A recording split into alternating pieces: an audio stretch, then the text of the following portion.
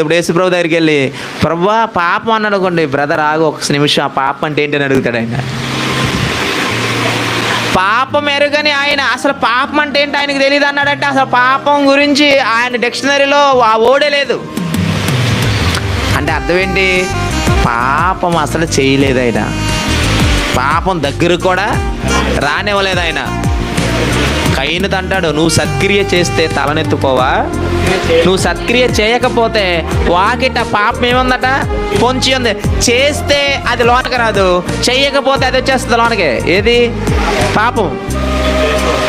పాపం చేస్తే వస్తుంది, సత్క్రియ చేయకపోతే వచ్చేస్తుంది. సత్క్రియ చేస్తే మనలోనికి రాదు. సత్క్రియ చేయటం అంటే వాక్యానుసారంగా నడుచుకోవటం, సత్క్రియ చేయట్లేదంటే వాక్యాన్ని అనుసరించకపోవటం.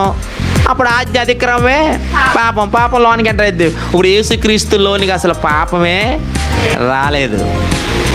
అంటే అర్థం ఏంటి? ఆయన అనునిత్యము తండ్రికి లోబడి బ్రతికాడు, తండ్రి మాటకు విలువిచ్చాడు. మరి అట్టు యేసుని ధరించుకున్న మనం ఈరోజు ఎలా బ్రతుకుతున్నావు? దేవుని వాక్యానికి విలువనిస్తున్నావా?